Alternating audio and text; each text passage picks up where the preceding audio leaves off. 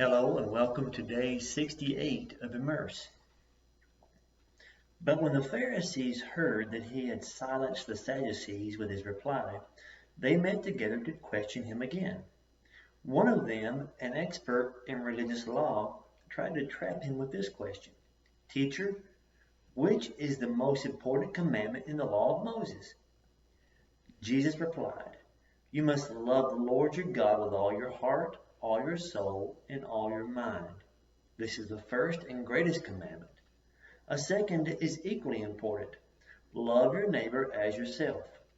The entire law and all the demands of the prophets are based on these two commandments. Then, surrounded by the Pharisees, Jesus asked them a question. What do you think about the Messiah? Whose son is he? They replied, He is the son of David. Jesus responded, Then why does David, speaking under the inspiration of the Spirit, call the Messiah my Lord?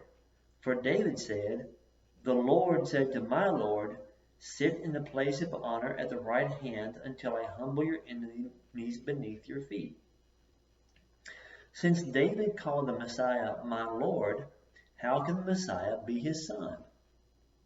No one could answer him.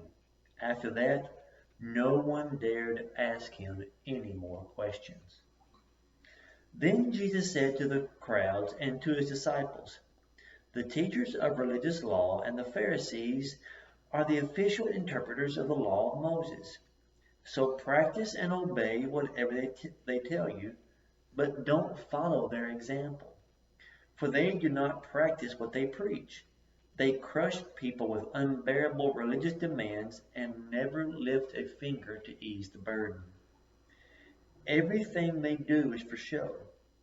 On their arms they wear extra wide prayer boxes with scripture verses inside, and they wear robes with extra long tassels, and they love to sit at the head table at banquets and in the seats of honor in the synagogues.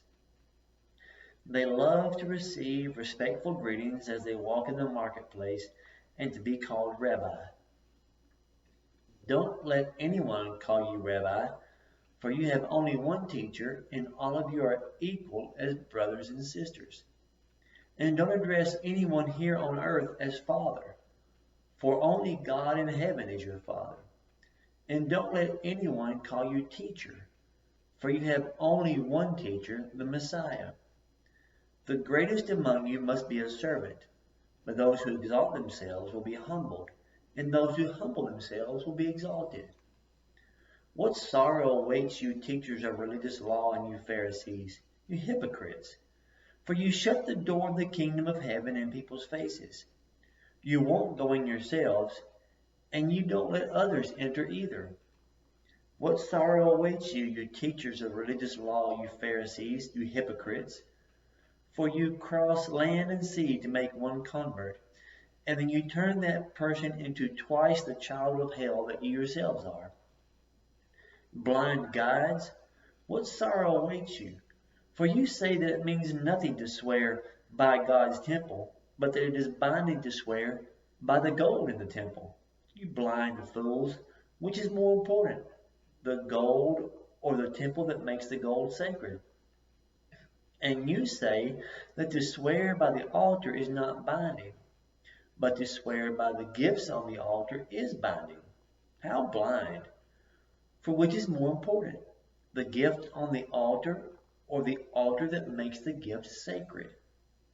When you swear by the altar, you are swearing by it and everything on it. And when you swear by the temple, you are swearing by it and by God who lives in it.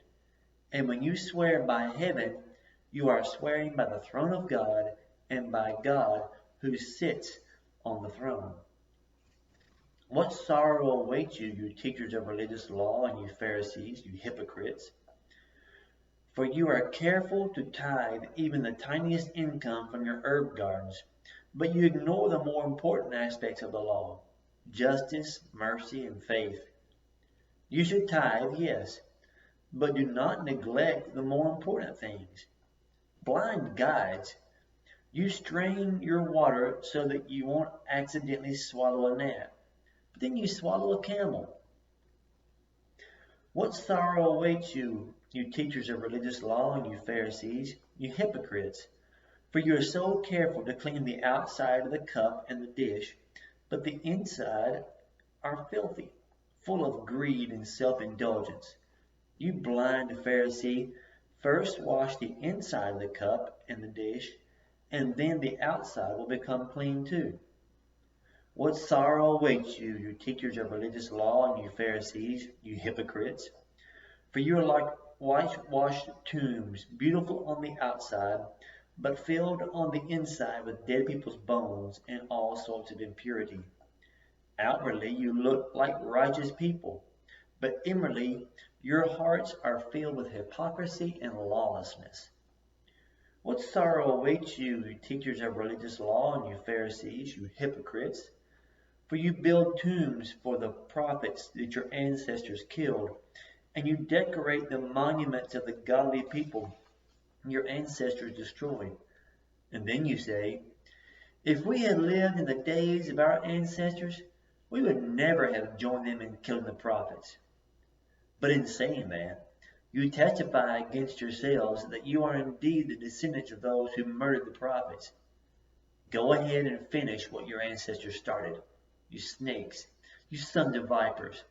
How will you escape the judgments of hell? Therefore I am sending you prophets and wise men and teachers of religious law, but you will kill some by crucifixion, and you will flog others with whips in your synagogues, chasing them from city to city.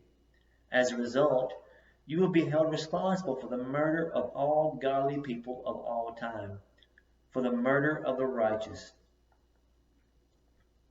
Abel, to the murder of Zechariah, son of Berechiah, whom you killed in the temple between the sanctuary and the altar. I tell you the truth, this judgment will fall on this very generation. O Jerusalem, Jerusalem, the city that kills the prophets and stones God's messengers. How often I have wanted to gather your children together as a hen protects her chicks beneath her wings, but you wouldn't let me. And now look, your house is abandoned and desolate. For I tell you this, you will never see me again until you say, blessings on the one who comes in the name of the Lord. As Jesus was leaving the temple grounds, his disciples pointed out to him the various temple buildings. But he responded, do you see all these buildings? I tell you the truth, they will be completely demolished. Not one stone will be left standing on top of another. Later, Jesus sat on the Mount of Olives. His disciples came to him privately and said, tell us, when will all this happen? What sign will signal your return and the end of the world? Jesus told them, don't let anyone mislead you, for many will come in my name, claiming that I am the Messiah. They will deceive many, and you will hear wars and threats of wars, but don't panic. Yes, these things must take place, but the end won't immediately follow. Nation will go to war against nation, and kingdom against kingdom. There will be famines and earthquakes in many parts of the world, but all this is only the first of the birth pains, with more to come. Then you will be arrested, persecuted, and killed. You will be hated all over the world because you're my followers.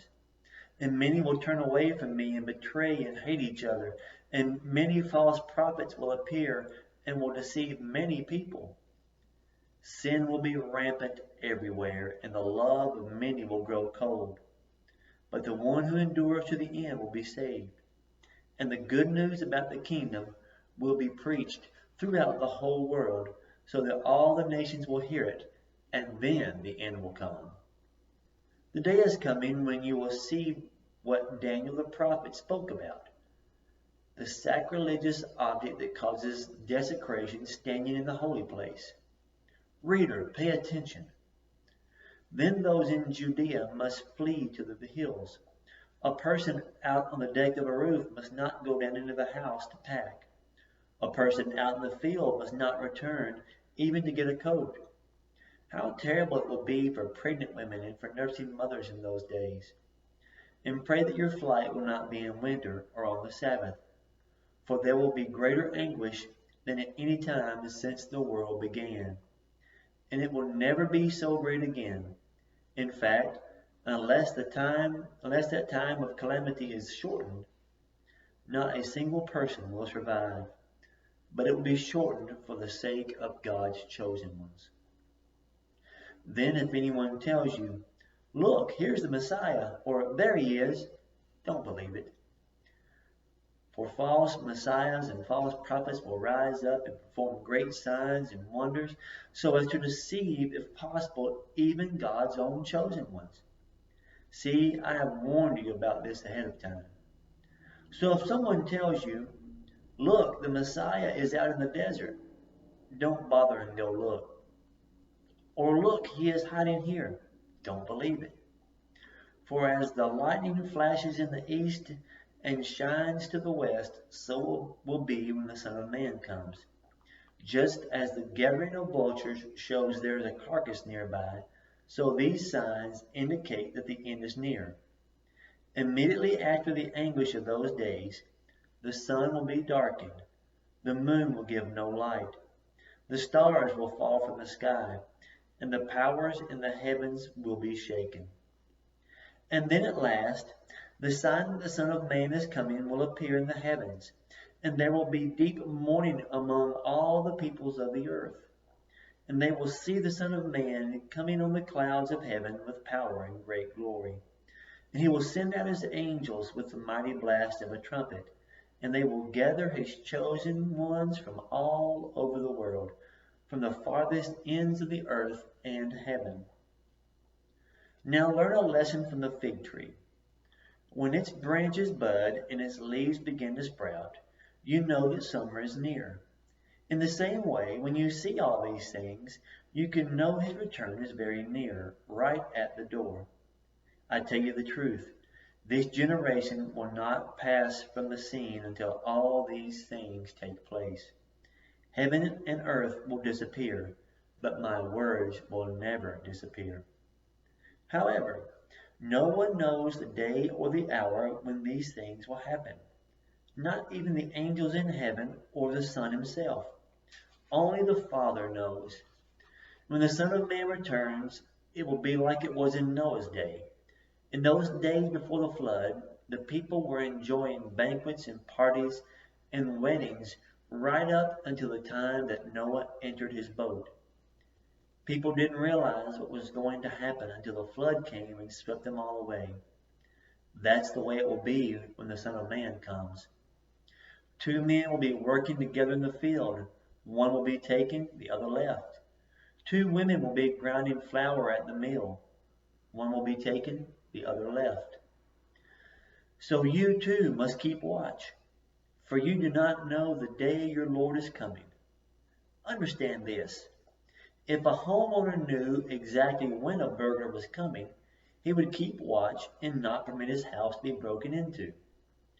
You also must be ready all the time, for the Son of Man will come when least expected. A faithful, sensible servant is one to whom the master can give the responsibility of managing his other household servants and feeding them. If the master returns and finds the servant has done a good job, there will be a reward. I tell you the truth, the master will put that servant in charge of all that he owns.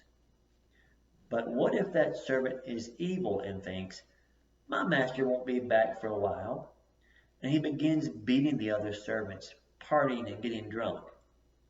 The master will return unannounced and unexpected, and he will cut the servant to pieces and assign him a place with the hypocrites.